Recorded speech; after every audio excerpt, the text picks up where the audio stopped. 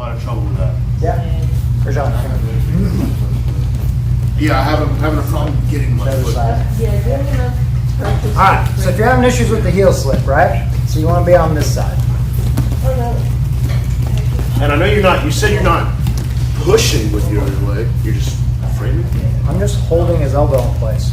All I need to do is see where my heel is, see which side of his forearm it's on, right? It's on this side of his forearm. If I can pop my heel to this side of his forearm, he no longer has control, right? All I'm trying to do is jump his forearm, right? Well, if I try to do it right now, like he can just follow my heel and he keeps it, right? Now he can't follow it. So all I do is I shove my foot in and I turn my heel up and I hop to the other side of his forearm. And there's my heel slip. Okay. That's all it is, right? It's the dumbest, simplest thing ever, right? You know, we're just popping that through, you know, and then once it's there, like, yeah, his resort now, if he wants to finish something, is either one, regain the heel or switch to a straight ankle, right? So he can try to regain, well, just pop it again, right? He switches to a straight ankle, right? If you were here when we were talking about straight ankles, like, what do I do when he goes for my straight ankle?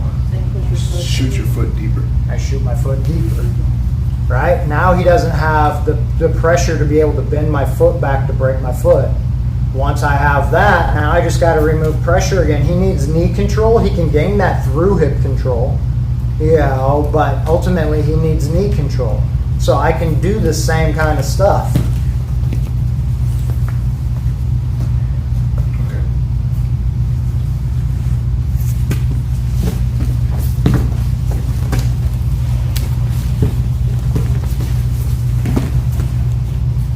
And one more, can you show the hip separation from 411 again? I feel like I kept going the wrong way. Right. So we're here in this situation. So if he's on this inside and it's all bent down, I've got to turn this way, right? So I'm framing here, I'm turning. Okay, so you scoot your hips back as you turn. Right. Okay. You know, so now I can heel slip. Right? So it becomes one of those things like, go to it again. Like as you get better at this, right, as I frame and push, I also shove my foot in and twist all at the same time. Now I get my heel slip as I make that turn, right? And now I'm already out. Now I can make that decision. Do I want to run away? Or do I want to reverse this and come back in? Right? Where do we want to take it? So you're not trying to actually get your foot out, you're just trying to just break his connection. Correct. Like, I mean, I might, you know, like, again, like, just go hashi. Right? Like, if I just try to pull my leg out. He's just going to follow you. Right? That's why this connection is designed this way. He will just follow me. He can switch to double outside.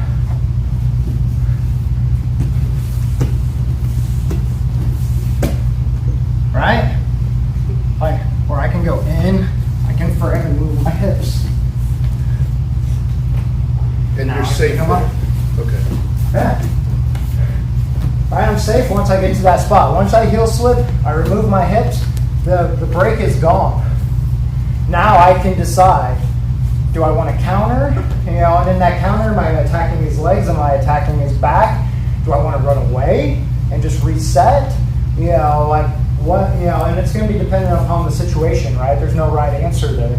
You know, it depends on your game, the situation, the opponent, things like that. You know, so I can make that decision in that moment because I know I'm safe, right? You know, so it's about getting to that spot of being safe, and then now, you know, he's going to keep trying to find his way back to it, right? And as he does, that means he's separating and looking. If he separates and looks after I've already removed hip control, like I'm gonna escape, right? You know, and so let me attack your leg. So this is something. Let's do this one. This is something that, you know, we were just talking about over here with Rajan. Like he was asking, he's like, all right, so for the person attacking, then like how do you stay on the attack, right? So if if I get all this, let's say, he gets through, makes this escape, like I've got to get a 2-on-1 on this leg. I need to keep his leg. If my legs can't control his leg, my upper body has to, right? I keep the control, now I work my way back into something else. Now he counters it again, right? He makes, here we go, right? I keep control of the leg, 2-on-1. Now I work my way back in. Now we work back in, right? He makes the turn. So just re-gripping the hip control. Right. Re-gripping the hip control. Right? Spiral. It's the same concept we would use on an arm, right? If I'm here and I break his grip, but at the same time he shoves my foot down and traps it, right? I have no shoulder control. If I try to finish this, nothing happens. All he has to do is get his shoulder to the mat, and I'm never finishing, right? So the moment he stuffs that leg in and he goes, here, I got to go 2-on-1, keep control of his arm, right? Until I can find a way to regain shoulder control. Does that make sense? Right? So in no-gi especially, right, the best way to control a limb is a 2-on-1 situation, right? I can go just a simple 2-on-1. I can go double joint 2-on-1, right? I can do wrapping 2-on-1s, right? There is situations where I can do single arm, controls where I can keep stuff, right? But for the most part, I'm looking for 2-on-1 situations when I need control, right? Once I have my control with my upper body, like if I want to find a submission, like I need to now connect my lower body to him. Once I connect my lower body to him, now I can find my finish. Are you following me? I feel stupid, but yes. Right? So this becomes the thing, right? Like we talked about this yesterday if you were here, go Ashi outside heel hook, right? One of the ways I can defend this, and you'll see people do this, go for it, is they'll go. No roll. Right? Well, why was I able to escape? You cleared your knee line and cleared the He hip lost control. hip control with me spinning, right? So that's another way I can remove hip control, right? But it's one of those things where it's like, I can do all that explosive movement to do it, or I can go.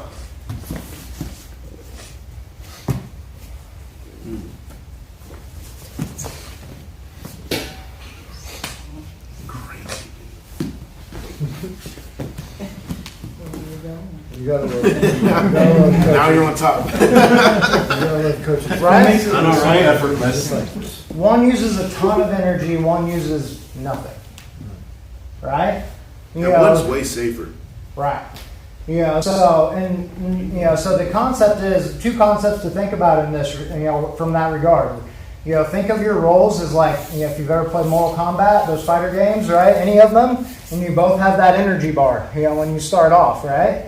And so, how much energy you drain is going to have a direct reflection on how good you can still fight, right? So if I'm making big movements, I'm draining my own energy bar.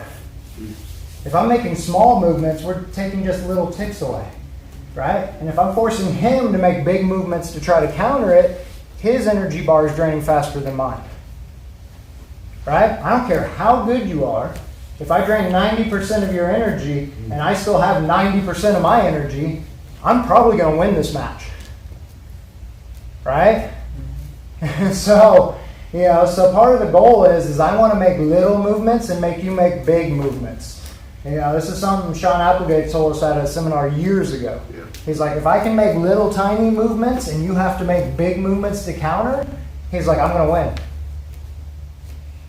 Like, it's that simple. Point, right? You'll get to something and you're just like, oh crap, I gotta go. And it's like, and that's just the nature of the beast, right? Is sometimes, as easy as this concept is, putting it into practice is really, really hard. Yeah. Right? So I don't want you to feel like, oh, I should never get heel hooked again, because that's just not how this works. Right?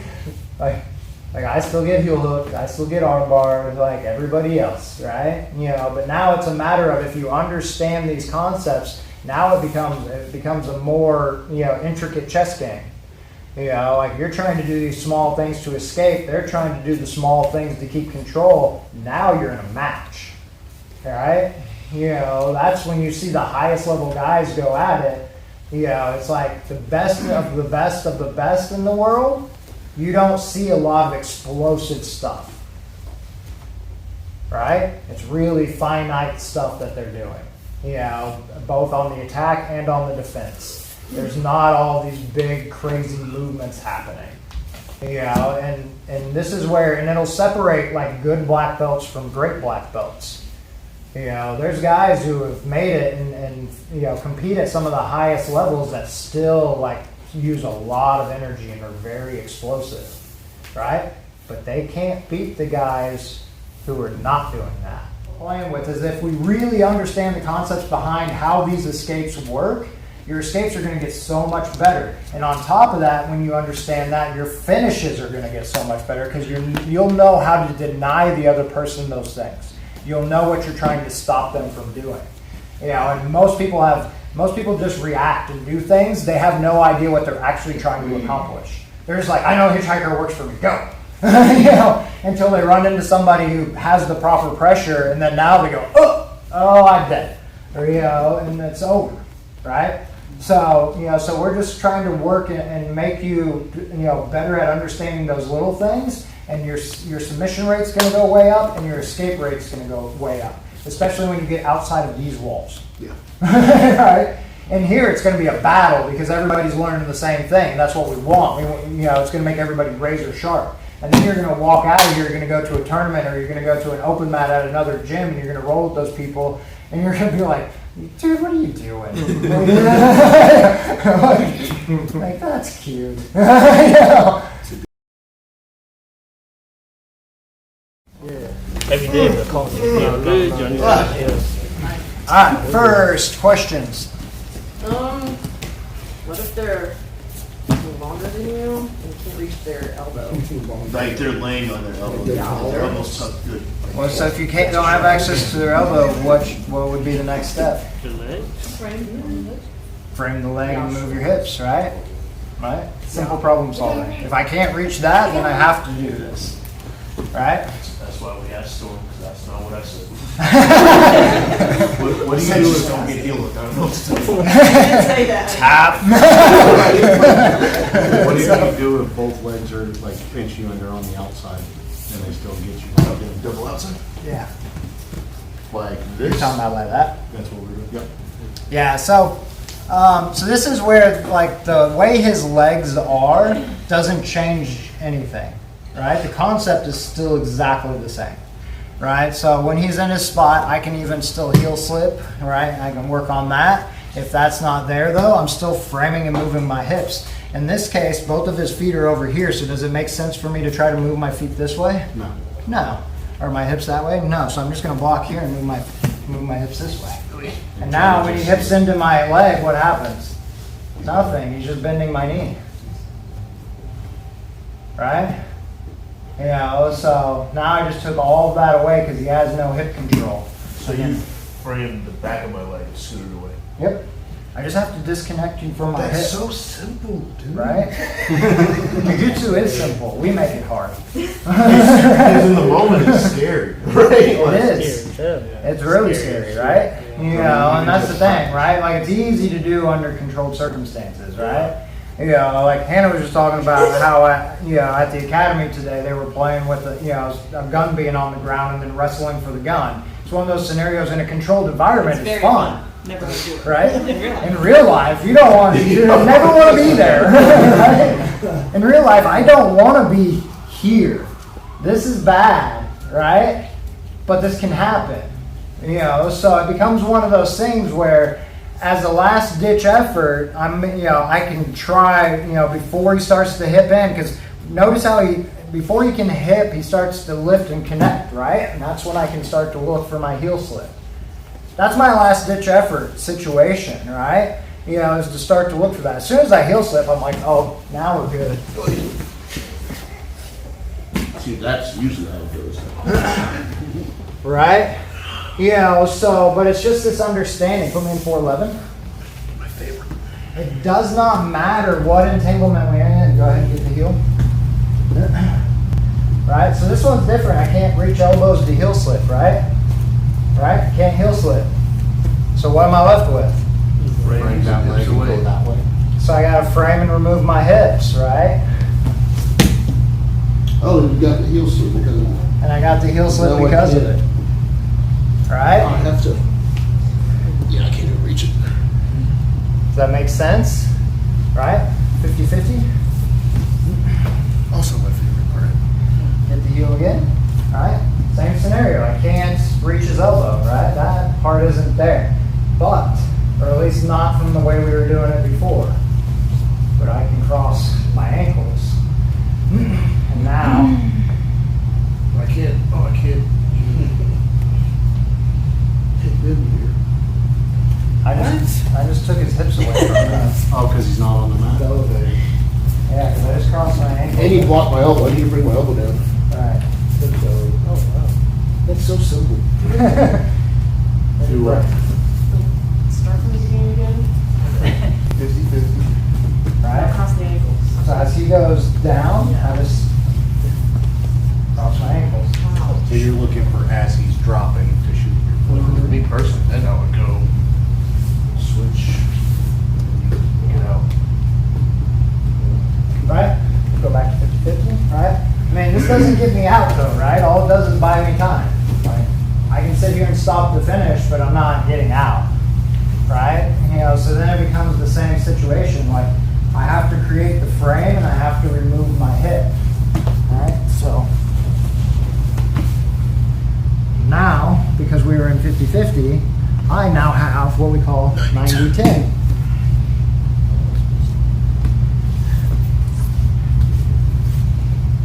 Does that make sense? Butterfly ashi.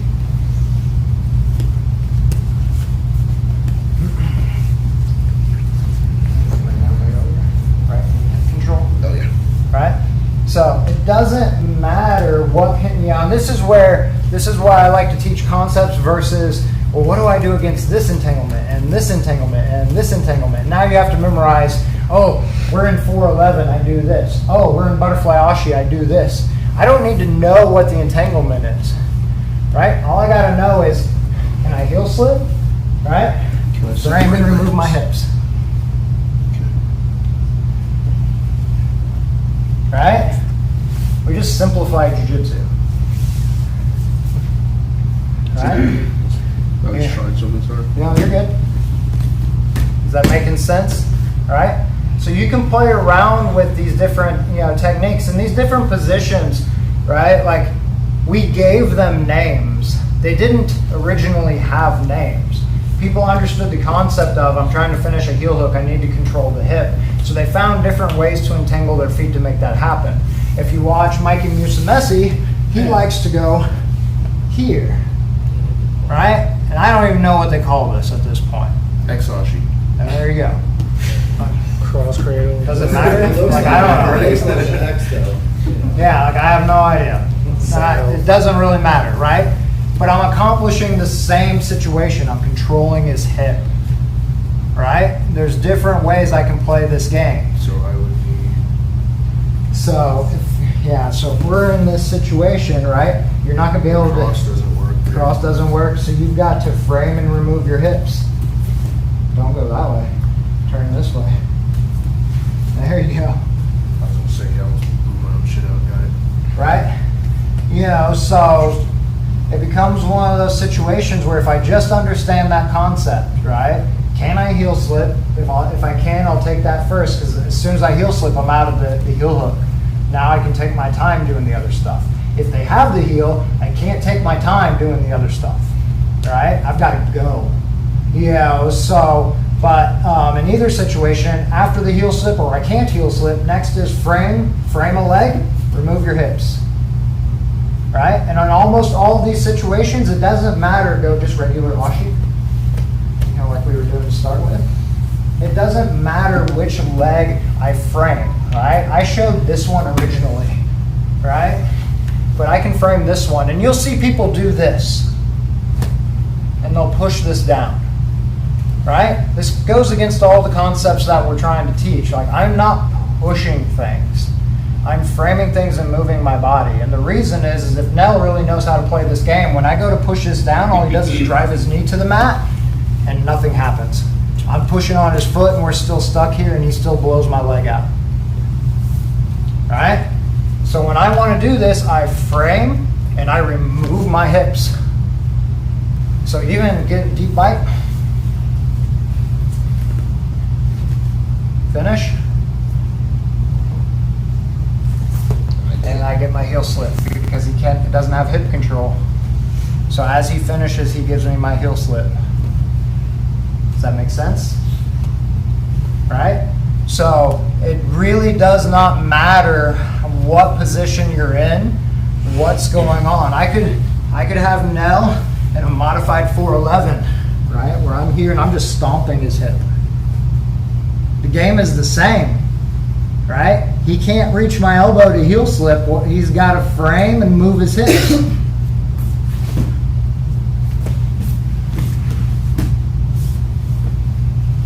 Right? So, so play around with, capture the heel. Like you can seriously just start that. You're bad one. It's all good. Right, just start with the heel and then figure out a leg configuration that pins his hip. Like, however you want to do it. There is no wrong answer. However you can pin the hip works. And then make this person figure out how they're going to frame and remove their hip. Or, can they heel slip first and then remove the hip? Cool? So all you want is the lock on the ankle and pin his head. Hip control. That's it. Mm-hmm. If I do that, it's going to line me up with his knee and allow me to break his leg. Right? If I have those two things, I'm always going to be able to finish. Cool? Let's do it. 3, 2, 1.